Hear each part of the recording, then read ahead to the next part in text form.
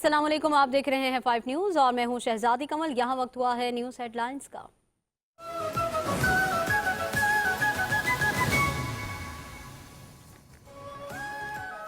वफाकी दारुल हुकूमत इस्लामाबाद में फौजी दस्तों ने सिक्योरिटी की जिम्मेदारियां संभालनी। इस्लामाबाद और गिरदोनवा में पाक फौज की तैनाती का अमल मुकम्मल।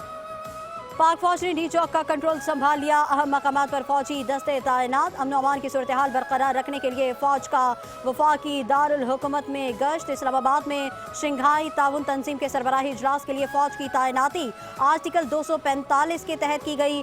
फौज SCO समिट के दौरान इस्लामाबाद में 17 अक्टूबर तक तैनात रहेगी।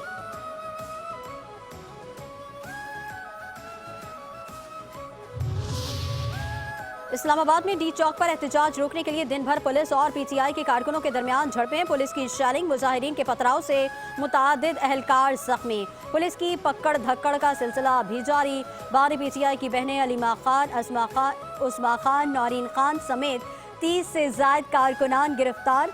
वफाकी दारुल हुकूमत आने वाले रास्तों की बंदिश, जगह जगह कंटेनर नस्ब। अहम मकामात पर पुलिस, एलिट फोर्स और FC की भारी नफरी तैनात।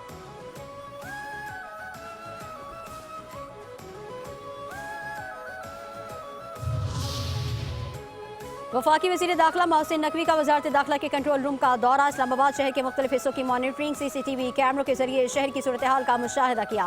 अमन अमान की सूरत हाल पर मुतल्लिका हुक्काम की ब्रीफिंग। मोहसिन नकवी की शरपसंदों पर कड़ी नजर रखने की हिदायत। कहा, किसी को कानून हाथ में लेने की इजाज़त नहीं दी जा सकती।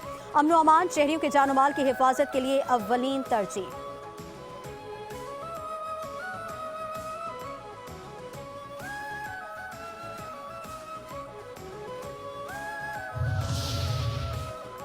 पाक भारत सिफारती महाज पर अहम पेशरफ। भारतीय वजीर खारजा जयशंकर शंघाई ताउन कॉन्फ्रेंस में शिरकत के लिए पाकिस्तान आएंगे। तर्जुमान भारतीय दफ्तर खारजा ने तस्दीक कर दी।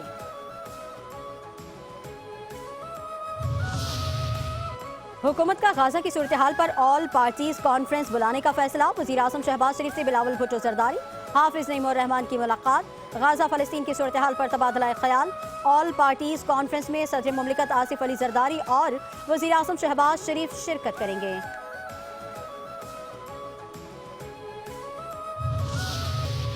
और ICC women's T20 world cup में न्यूजीलैंड टीम ने भारत को धूल चटा दी। न्यूजीलैंड ने भारत को 58 रन से हरा दिया।